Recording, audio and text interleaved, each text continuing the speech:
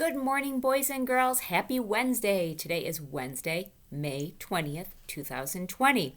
Boys and girls, can you see all that beautiful sunshine streaming in behind me right through my background there? What a beautiful morning. So you'll want to get that work done so you can get outside and play. Looking at the forecast, we have a lot of nice days coming our way, and I'm so excited about that. Let's celebrate. I saw a great picture of Thomas's robin project that he made. She looks awesome. I also got a great picture from Thomas's little sister. Her name is Cora, and she drew a picture of me meeting her. Thanks, Cora. Declan and Ethan, I saw you on Epic. Good job. That is such a wonderful source of books. Also, Mason, I hope that you really enjoyed your birthday. Speaking of Epic, today is National Bee Day. And so I went into Epic this morning and I whipped up a quick bee collection. If you'd like to look at those, there's some nonfiction bee books there. You can either read them or they're the Read to Me feature that you could do that. Also, let's see, I'm going to be sending you an invite to tomorrow's Mystery Science Dog Live because he is going to have an astronaut, a NASA astronaut on tomorrow, and that seems really exciting. So I will send you that. Also, let's see, tomorrow's Google Meet. I'm really excited about tomorrow's Google Meet because we are having guest day tomorrow. I have invited Mrs. Kick. She's going to share her interactive library with you. I have invited Mrs. Lawson. She's going to teach you a song. And I have invited Mrs. Turner, and she's going to do a guided drawing with you. So tomorrow when you come to Google Meet, you have to have a pencil and a piece of paper. Maybe you could take your pencil and you could do those exercises that Mrs. Ross taught us yesterday, right? Spider walk up and down the pencil, and then the twirling. Those were super cool. Also, before I read Junie B, I want to celebrate your Seesaw work. When I go on Seesaw and I look at all the activities that you have completed, it just makes me so proud. There have been about 45 different Seesaw activities for you to do, some optional like the daily check-in.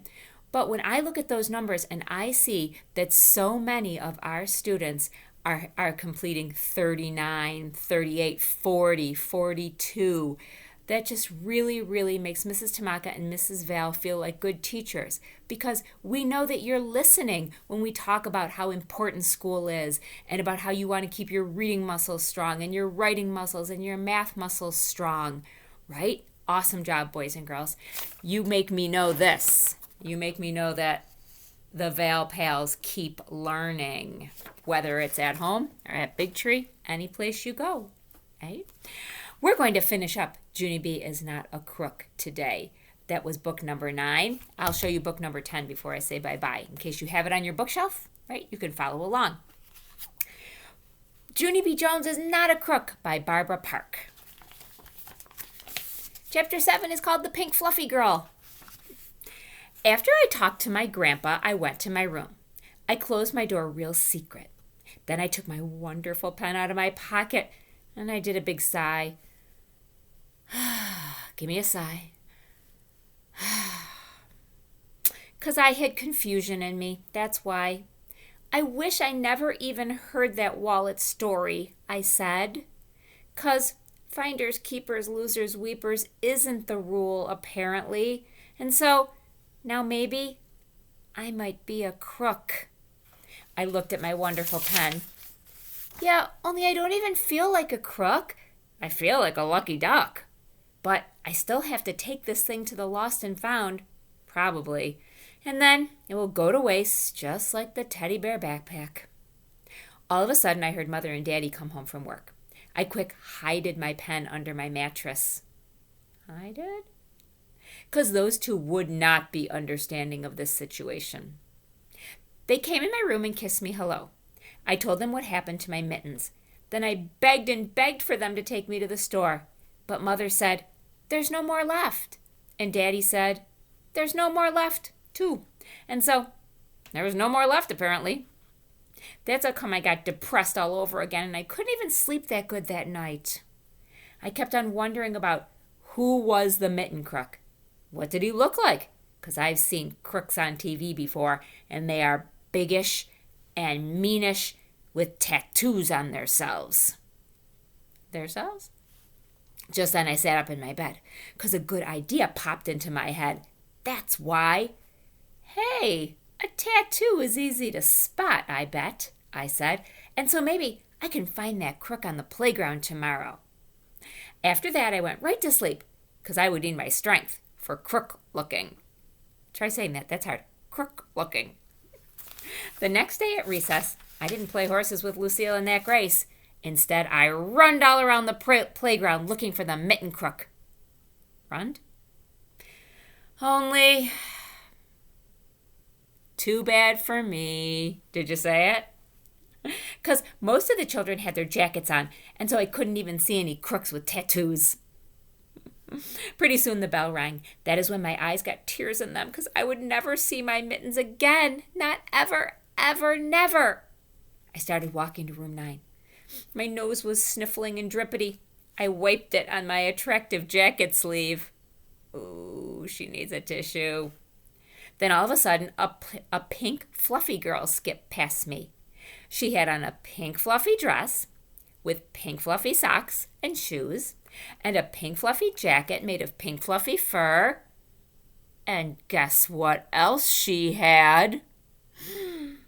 She had black furry mittens in her pink fluffy pockets. My eyes got big and wide. Hey, my mittens, my mittens, my midget mittens. That was hard to say too. 1, 2, 3. Did you hear that magic of 3? I screamed real loud. Then I put my head down and I zoomed at her like a speeding bull. Mrs. saw me running and she grabbed me by my attractive winter jacket. I jumped up and down and pointed. That pink fluffy girl stole my mittens. She is the crook, only her jacket is covering up her tattoo, and so that's what had me stumped. Mrs. called to the pink fluffy girl. She skipped over to where we were. I kept on jumping. You stole my mittens. My mittens, I said. Stole? No, I didn't, she said back. I didn't steal anything. I found these mittens. They were right in the grass, and so I thought nobody wanted them. I did, I yelled. I wanted them. My Grandpa Miller bought them for no good reason, and I have been worrying about them all day and all night, and that is called heartache, madam. Mrs. said to hush my voice. She took my mittens away from the pink fluffy girl and gave them back to me. Then she bended down. Thank you. And she talked to the pink fluffy girl real serious. Even if you thought no one wanted these mittens, it was wrong of you to take them, she told her. The pink fluffy girl pointed at me. But she didn't even take good care of them, she said. Oh, I stamped my foot. Yes, I did. I did too take care of them. I left them with my attractive winter jacket, 'cause I didn't even know there was crooks at this place. Mrs. said, hush to me again. You should have taken them to the lost and found, she told the pink fluffy girl. Yeah, 'cause then I would have found them when I looked there, I said. And so, what do you think that box is there for? My health? The pink fluffy girl started to cry. But I really, really love them, she said. Mrs. smoothed her hair. I'm afraid that's not the issue, she said. Yeah, we're afraid that's not the issue, I said, 'cause finders keepers isn't the rule, apparently, and so from now on, if you find my stuff, you have to take it to the lost and found. Plus, also, you can put it in my grandpa's mailbox. The pink fluffy girl doesn't know what she's talking about. Mrs. looked at me a real long time. She said, I'm getting on her nerves. After that, she held the pink fluffy girl's hand and they walked to her teacher. I quick put my mittens on. Then I buried my face in their black furry fur and I danced around real joyful. Chapter 8 is a quickie, so I'll sneak that one in today too. Chapter 8 is called I Am Not a Crook. The next day, I went to principal's office. The grouchy typing lady looked over the counter at me. I rocked back and forth on my feet. Yeah, only I'm not even bad again, I said. I just need to go to the lost and found, and that's all. The grouchy typing lady opened the closet. She pulled out the big box. Just then the phone rang, and she hurried up to answer it. I quick bended down and digged my hands in the lost and found. Then my heart got very thrilled because I saw that wonderful teddy backpack again. That's why. I snuggled my face in his tummy. I still love this softy guy, I whispered. I put him on my back and skipped all around. The grouchy typing lady hanged up the phone. Hanged? Did you lose that too? She asked me. Is that why you're here? I kept on standing there and standing there. Well, she said. Finally, I did a big breath. Then I walked very slow back to the box, and I took off the teddy backpack. No, I said. Not why. After that, I reached in my pocket and I pulled out my wonderful pen. I found this, I said. It was on the floor by the water fountain, and I really, really love it. Only, that is not the issue. Then I did a big, deep breath, and I dropped my wonderful pen into the lost and found. I am not a crook, I said kind of quiet. The grouchy typing lady looked nicer at me. She ruffled my hair. No, she said, of course you're not a crook. After that, I rocked back and forth on my feet some more, and I waited and waited and waited. The typing lady raised up her eyebrows at me. I'm waiting for the grin, I explained. Only there seems to be a delay. That's when she laughed right out loud. That's when I felt it. The grin. It came right on my face. Hey, it's working. It's working, I said real squirrely.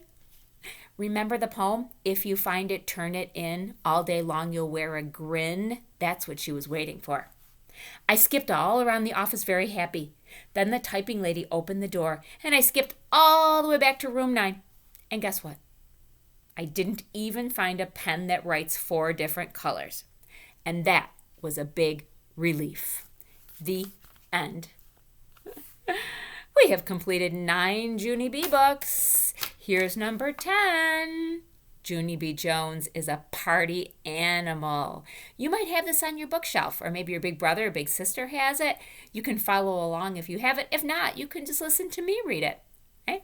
All right, boys and girls, you have a great day. Get that work done. We're counting on you. Bye-bye.